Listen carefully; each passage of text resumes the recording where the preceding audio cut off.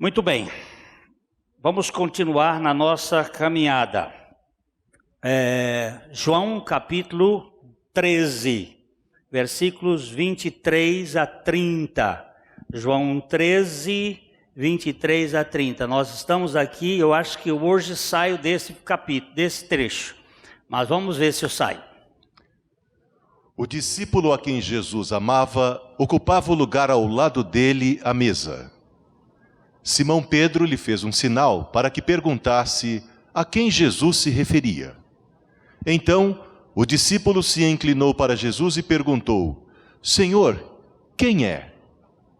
Jesus respondeu: é aquele a quem eu der o pedaço de pão que molhei na tigela. E depois de molhar o pedaço de pão, deu-o a Judas, filho de Simão Iscariotes. Quando Judas comeu o pão, Satanás entrou nele. Então Jesus lhe disse: o que você vai fazer, faça logo.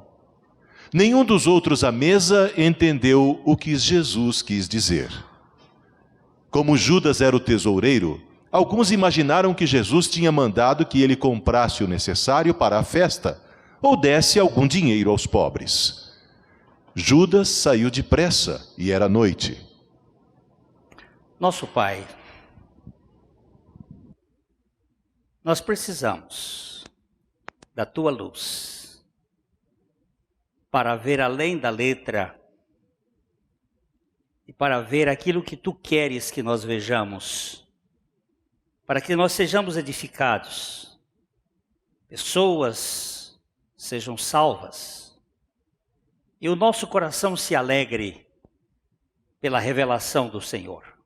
Fala conosco, enche-nos do Teu entusiasmo, da Tua vida, para que nós sejamos tão somente instrumentos para a proclamação da Tua palavra. Em nome de Jesus. Amém. Eu estava no Chile, em Concepción, há alguns anos, num congresso de pastores que nós temos na América, chamado Literatura com Propósito. E nós fomos visitar uma mina de carvão, ali na região. É uma mina que ficava a uns 30 pés abaixo do nível do mar. Aquelas pessoas que trabalhavam, aqueles mineiros que trabalhavam lá, entravam antes que o sol nascesse. E saíam de lá depois que o sol se punha. Muitos deles ficaram cegos por não ver a luz. Quando nós entramos na mina, houve um determinado momento que o nosso guia apagou a luz. E eu vi as trevas mais trevosas da minha vida. Era impossível ver a minha mão mexendo na frente do nariz, como eu fiz algumas vezes, não podia ver. Trevas profundas, uma escuridão terrível. E era a noite. Esta frase no final do versículo, vamos ler o versículo 30 outra vez, só o versículo 30. Ele, tendo recebido o bocado, saiu logo, e era noite. E este "e era noite" tem um significado todo especial aqui. A história da noite tenebrosa, ela antecede o próprio dia. Nós vamos pegar Gênesis, o capítulo 1, os versículos de 1 a 5 de Gênesis. Gênesis 1, de 1 a 5. No princípio, criou Deus os céus e a terra. A terra, porém, estava sem forma e vazia. Havia trevas sobre a face do abismo, e o Espírito de Deus pairava por sobre as águas. Disse Deus: haja luz, e houve luz. E viu Deus que a luz era boa, e fez separação entre a luz e as trevas. Chamou Deus a luz dia, e as trevas noite. Houve tarde e manhã, o primeiro dia. Este texto aqui é muito rico. Só o primeiro versículo já é absolutamente a base de toda a nossa percepção cristã ou daqueles que creem num Deus criador. No princípio criou Deus os céus e a terra. No hebraico são 7 palavras. E essas palavras são compostas de 28 letras. O número de cada palavra, porque a língua hebraica não tem número. Os números foram criados posteriormente pelos fenícios e indianos. Na língua hebraica, as letras são número. Cada letra representa um número. E ali os números daquele texto, eles são todos eles múltiplos de 7. Já aí nos chama a atenção, porque 7 é o número da perfeição na Bíblia. Então este versículo, ele representa algo perfeito, algo completo, sem defeito. Mas o versículo 2, ele apresenta alguma coisa que fugiu da perfeição, porque havia trevas sobre a face do abismo. Alguns tradutores creem que não deveríamos traduzir "e a terra, porém, estava sem forma e vazia", mas a terra se tornou sem forma e vazia. Porque o profeta Isaías diz que Deus não criou a terra para ser um caos sem forma, nem para estar vazia. Então tudo indica que o versículo 1 significa a criação perfeita de Deus antes da queda luciferiana, que seria o versículo 2. Esse versículo 2 estaria aí uma queda, que é as trevas. O versículo 3 apresenta uma mudança e disse Deus: haja luz. Porque a Bíblia nos diz que Deus é luz e não há nele trevas nenhuma. Então ele não criou um mundo trevoso, tenebroso. Ele criou um mundo perfeito e luminoso, mas houve uma queda. Alguns chamam de a hecatombe luciferiana, ou a grande catástrofe luciferiana. E a partir do versículo 3, nós temos uma reconstrução. Haja luz no meio das trevas.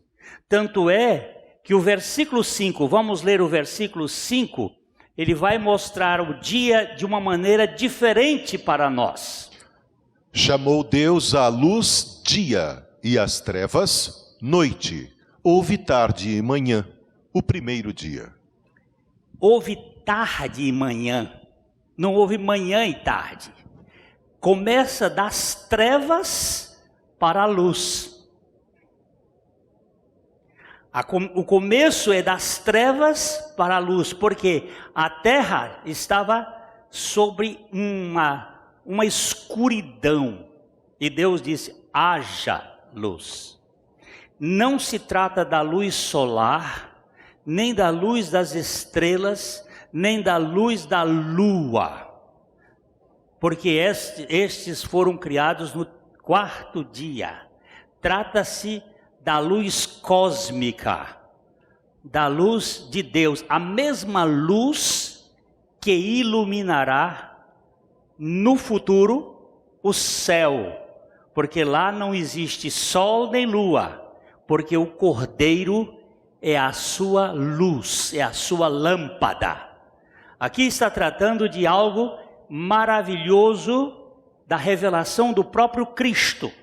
Nós encontramos em 2 Coríntios, no capítulo 4, no versículo 6, 2 Coríntios 4, 6, uma coisa muito interessante.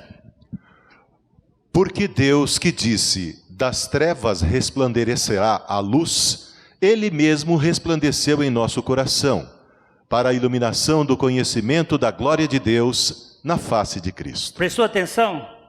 Quando ele disse: das trevas haja luz, resplandecerá a luz, Ele mesmo resplandeceu em nosso coração para a iluminação do conhecimento da glória de Deus na face de Cristo. Ele é a luz. Ele é a luz. Jesus é a luz. Ele é a luz da criação. Nós vamos ler João capítulo 1, nós vamos ler os versículos, vamos começar acho que no versículo 5, João 1:5. A luz resplandece nas trevas, e as trevas não prevalecerão contra ela. O verso 6. Houve um homem enviado por Deus, cujo nome era João. Seguindo. Este veio como testemunha para que testificasse a respeito da luz, a fim de todos virem a crer por intermédio dele. Continue. Ele não era a luz, mas veio para que testificasse da luz. João não era a luz. Ele veio para testificar da luz. A verdadeira luz que vindo ao mundo dá vida a todo homem. Jesus é a luz, mas houve uma hecatombe, umas trevas, trevas terríveis. Quando o povo de Israel estava no Egito, e Deus chamou Moisés para libertar o povo, houve uma série de impedimentos, porque o faraó, que é uma tipologia de Satanás, não queria de modo nenhum libertar o povo, porque aquele povo era para faraó instrumento de ganho. Eles eram os construtores que faziam os adobes para a construção das suas casas, e eles não queriam de modo algum deixar o povo ir. Então houve uma série de pragas, todas elas representando algum tipo de Deus. E o penúltimo Deus que foi atacado foi Anubis, o rei das trevas. O rei que refere-se às trevas, trevas densas. Êxodo, no capítulo 10, os versículos de 21 a 23, nós encontramos aqui uma coisa muito impressionante. Então disse o Senhor a Moisés: estende a mão para o céu e virão trevas sobre a terra do Egito, trevas que se possam apalpar. Estendeu, pois, Moisés a mão para o céu, e houve trevas espessas sobre toda a terra do Egito por 3 dias. Não viram uns aos outros, e ninguém se levantou do seu lugar por 3 dias, Porém, todos os filhos de Israel tinham luz nas suas habitações. Por favor, meu irmão. Em todo o Egito, menos na terra de Gozém. Em todo o Egito havia trevas que podiam ser apalpadas. Parecido com aquelas trevas que eu vi, como é que se vê na treva? Eu vi lá no Egito, dentro daquela caverna, tão densa. Eles podiam apalpar. Alguém dizia, eram tão fortes as trevas que poderiam ser cortadas com uma espada. Tão fortes. Mas na casa do povo de Deus havia luz. Não era luz de fifó, não, meu irmão. Não era luz de lamparina, não. Era a luz dos astros celestiais. Na casa dos egípcios, escuridão. Na casa do povo de Deus havia luz. Isto chama atenção para nós. Isso chama atenção para nós. E era noite. Judas é filho das trevas. E segue o caminho das trevas. E procura se esconder por trás das trevas. Porque nas trevas, você faz aquilo que você acha que deve fazer. Você se esconde. Jó, no capítulo 24, versículos, vamos ler do 13 ao 17. 13 a 17. Os perversos são inimigos da luz. Quem? Não, os perversos são inimigos da luz. Por favor, repete. Os perversos são inimigos da luz. Olha só, os perversos são inimigos da luz. Não conhecem os seus caminhos, nem permanecem nas suas veredas.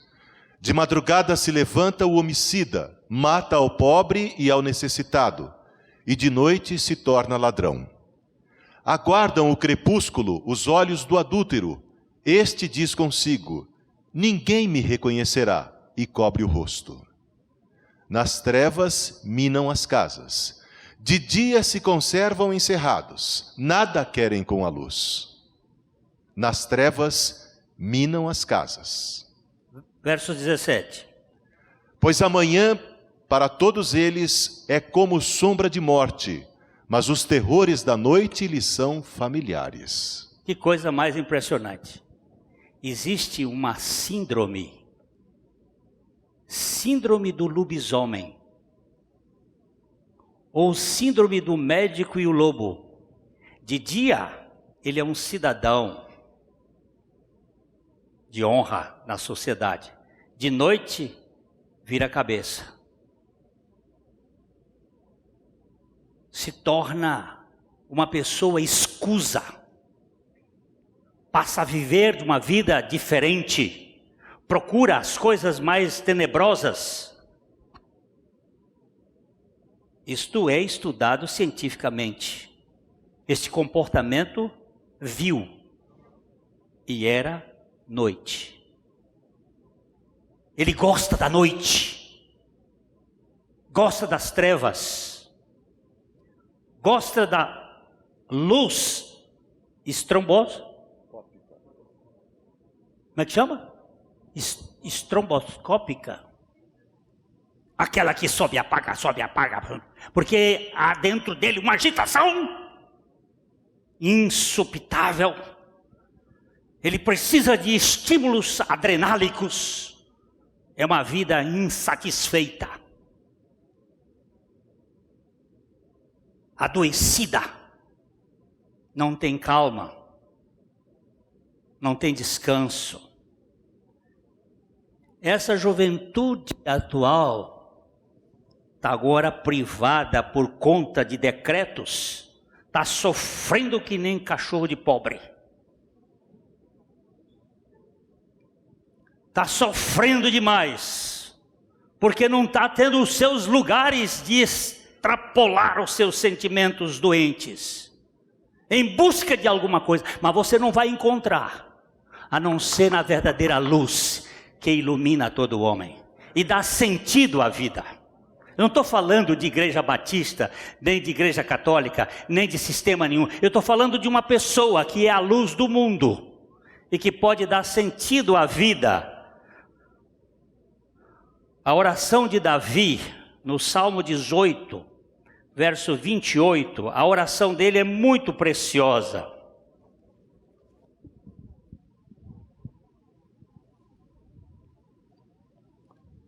(18, 28). Porque fazes resplandecer a minha lâmpada, o Senhor meu Deus derrama luz nas minhas trevas. Aleluia, aleluia. Porque fazes resplandecer a minha lâmpada, o Senhor meu Deus derrama luz nas minhas trevas.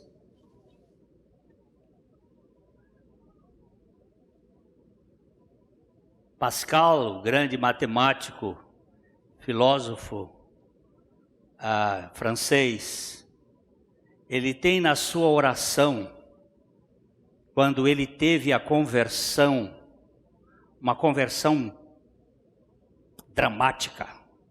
Na história da psicologia da religião, existe 4 pessoas paradigmáticas de conversão, que se representam conversões fora de série. Primeiro é Saulo de Tarso. Segundo é Santo Agostinho. Terceiro é Blaise Pascal. E o quarto é Toyohiko Kagawa, um japonês que escreveu um livro chamado Agricultura Bíblica. Filho de prostituta, criado numa favela no Japão e que recebeu a luz. Mas Blaise Pascal, ele tem na sua oração dizendo: luz fulgurante que me alcançou, para das trevas me tirar da escuridão. Esta luz que faz sentido à vida. Ele é a única luz. Vem, ilumina a minha lâmpada, resplandece a minha lâmpada, ou resplandece o meu espírito, porque o espírito é a lâmpada do homem. Derrama luz nas minhas trevas. Hoje eu sei aonde piso, e sei que eu não tenho que ver lá adiante. É luz para os meus pés, a tua palavra, e lâmpada para o meu caminho. Eu não preciso de clarevidência para o futuro, eu preciso do passo de cada dia. Não quero luz, diz um velho hino do cantor cristão, não quero luz para longe ver, somente luz em cada passo ter. É cada dia o Senhor me conduzindo e me dando certeza da sua iluminação. Ele resplandece pela face de Cristo em meu coração. O cristianismo é a passagem do império das trevas para o reino do Filho do seu amor. Colossenses, capítulo 1, versículos 13 e 14. Colossenses 1, 13 e 14.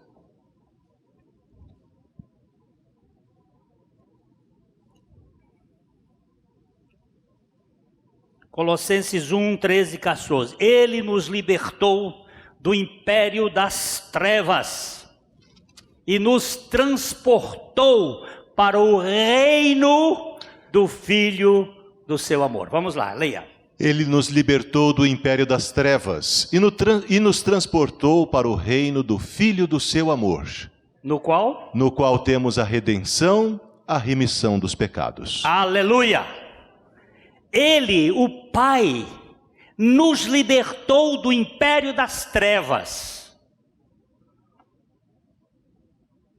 Não é simplesmente a ignorância no sentido do conhecimento humano.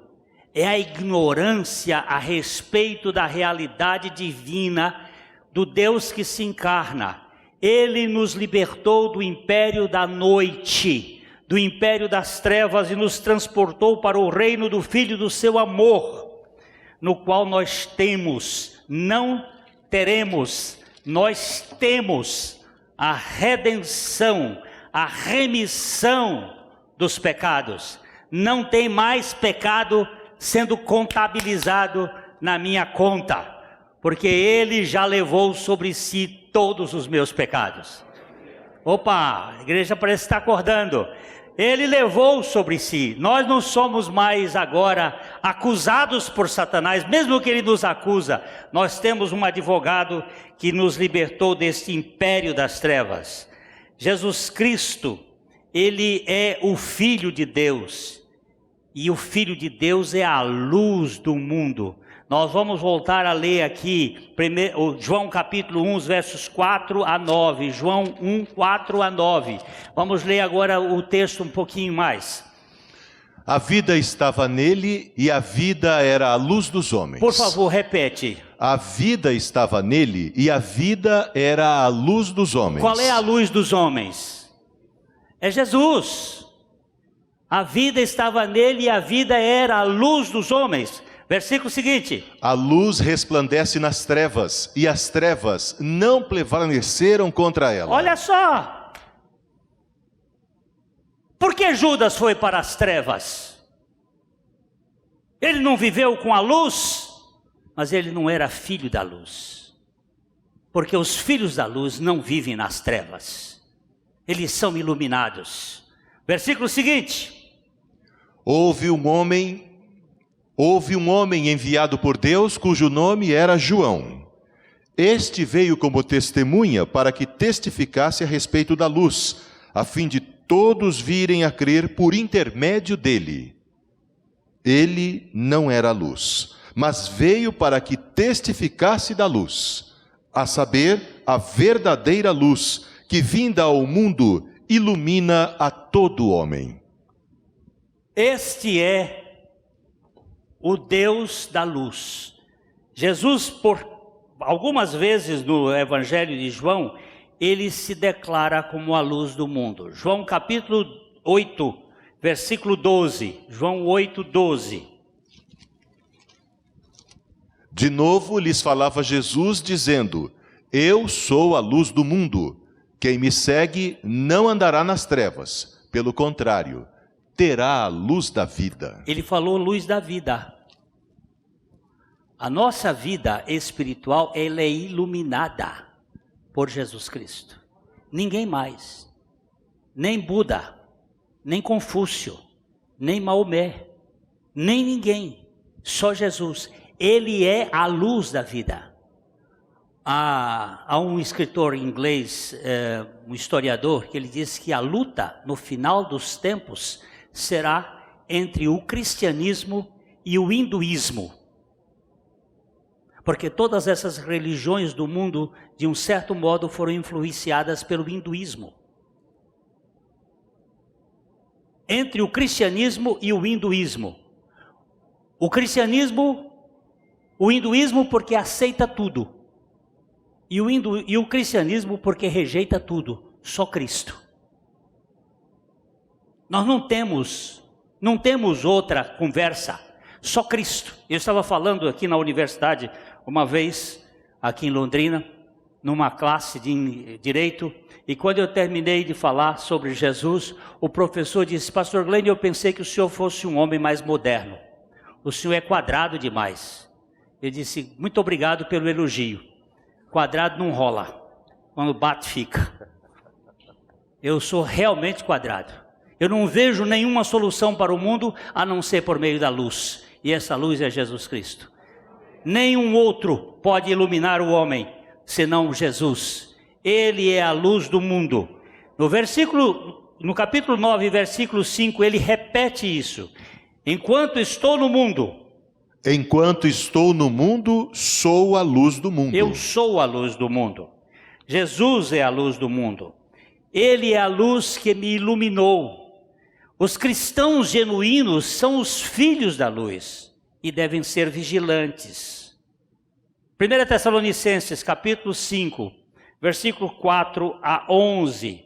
1 Tessalonicenses 5, 4 a 11. Mas vós, irmãos, não estáis em trevas, para que esse dia, como ladrão, vos apanhe de surpresa. Ele está falando sobre a vinda do Senhor.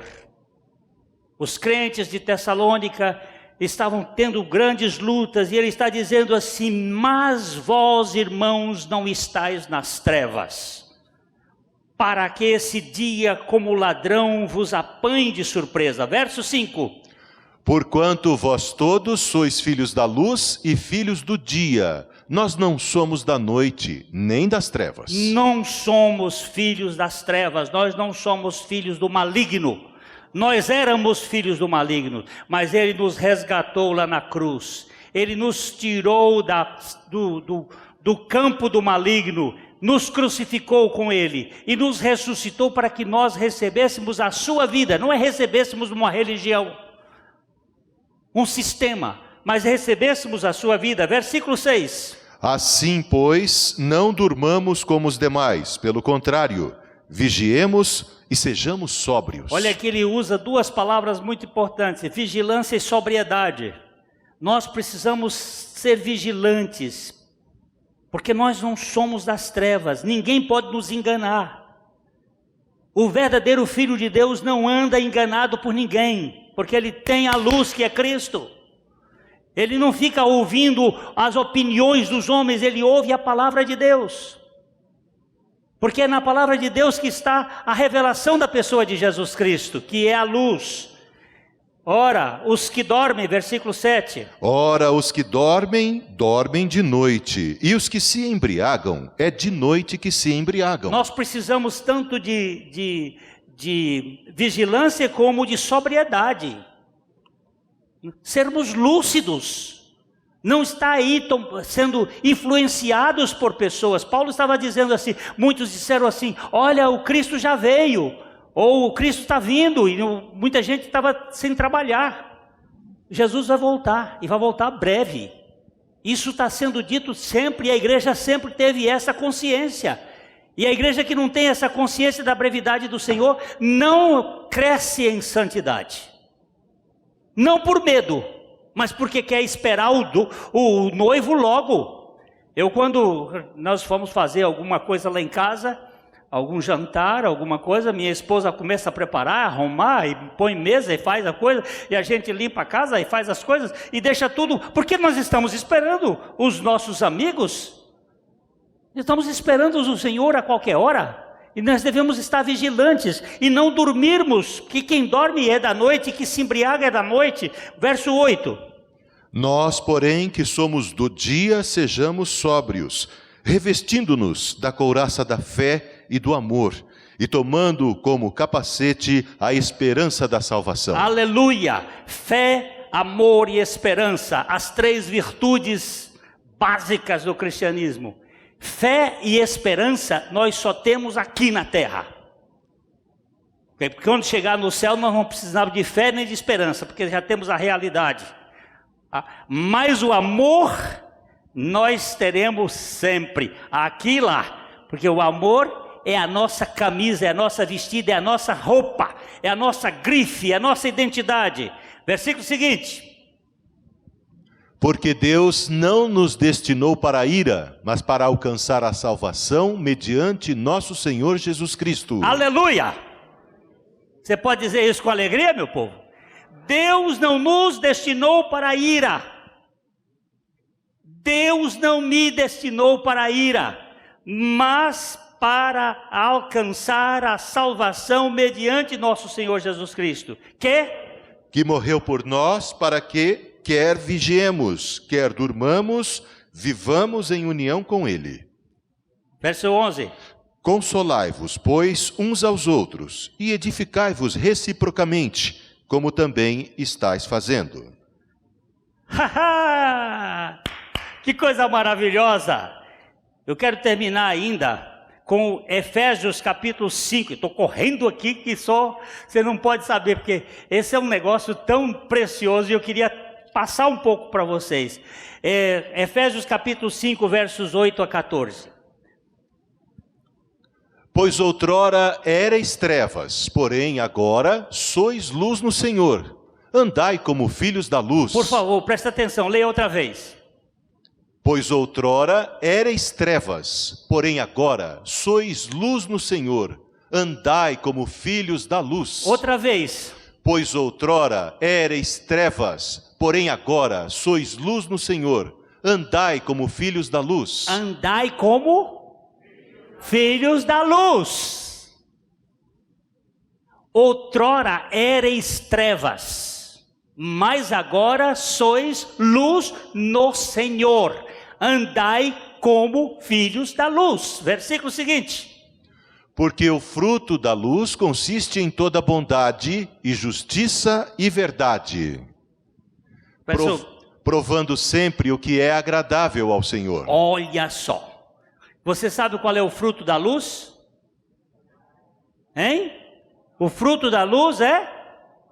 Não. O fruto da luz é?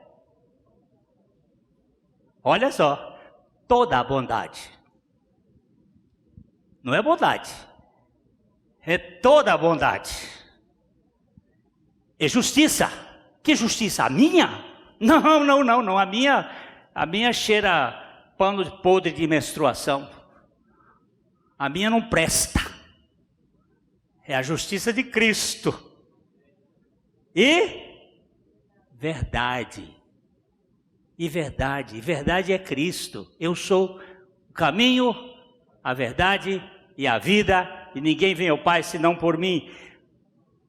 O fruto da luz consiste em toda bondade e justiça e verdade, provando sempre o que é agradável ao Senhor. O que eu estou fazendo é agradável ao Senhor, isso glorifica o Senhor. O Márcio de trás, o Frois, ele é cabeleireiro. Ele corta cabelo, e aliás corta muito bem. E ele sofre porque algumas pessoas dizem que ele pinta meu cabelo e aqui não tem pintura nenhuma. E aí vamos perguntar para ele, mas qual é a tinta que você usa? Não tem tinta. Aí é a turma do Gueguês. Mas o Márcio tem que cortar cabelo para a glória de Deus. Não é verdade? Quem é mais aqui? Quem é que se apresenta aqui que faz alguma coisa? Tem aqui um militar? Tem que ser militar para a glória de Deus. Tem que dar uma borrachada no sujeito para a glória de Deus. Como é que pode fazer? Prender? Tem que às vezes prender. Tem que prender, ele está fazendo mal no mundo. Mas o médico tem que ser médico para a glória de Deus. O advogado é difícil, né? Né, Gilberto? Para a glória de Deus, mas tem que fazer para a glória de Deus.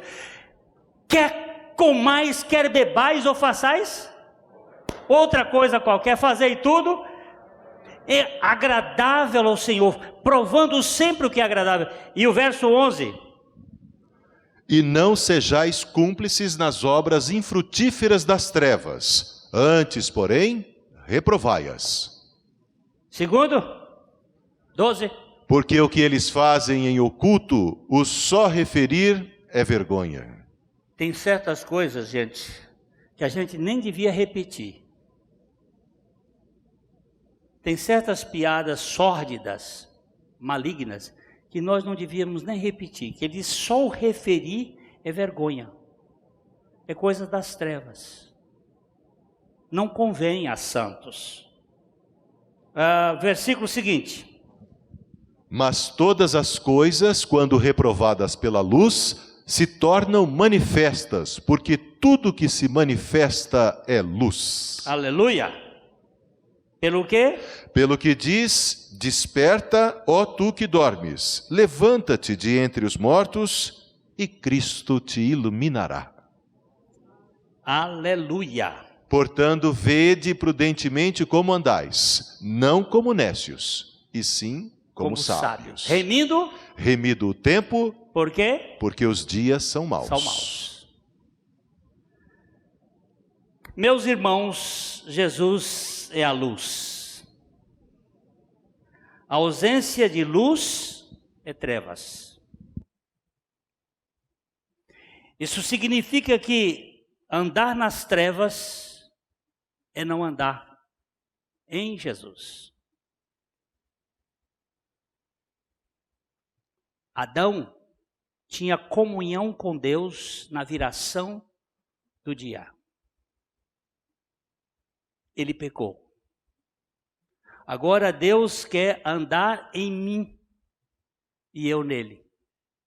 A posição agora não é com, é em. Não é Deus andando comigo, nem eu andando com Deus. É Ele em mim e eu nele. Eu nele na cruz e Ele em mim na ressurreição. É uma identificação. Que o Senhor nos conceda a graça de viver de dia, na luz, e não nas trevas, não escondendo. Às vezes a gente faz uma coisa e esconde do irmão, mas não esconde de Deus. A gente faz de conta que está fazendo a coisa direitinha, mas escondendo do outro. O outro não vai nos julgar, não é botando medo, mas nós vamos todos comparecer perante o tribunal de Deus, de Cristo, para prestar conta do bem e do mal que fizemos no nosso corpo. Todos nós. E não vai ser o Bruno que vai me dizer se eu sou aprovado, não. A minha aprovação terá sido por Cristo. Deus conceda aos nossos corações sejam iluminados por Ele e através dEle. E que vivamos diante dEle. E que o Espírito Santo aplique essas verdades para que nós não façamos e vivamos como Judas. Quando Jesus molhou o pão e deu-lhe na sua boca, Satanás entrou nele e era noite. Mas graças a Deus pela manhã da ressurreição. Porque existe uma ressurreição do ponto de vista físico. João estava à direita de Jesus e Judas estava à esquerda. Mas do ponto de vista espiritual, João estava em Cristo e Judas estava em Satanás. Onde você está?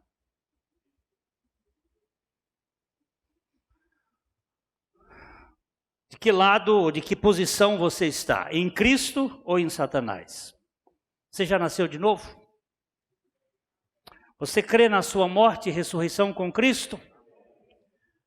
Que o Senhor nos dê a consciência de que nós somos filhos da luz e devemos viver e andar como filhos da luz, para a glória dele.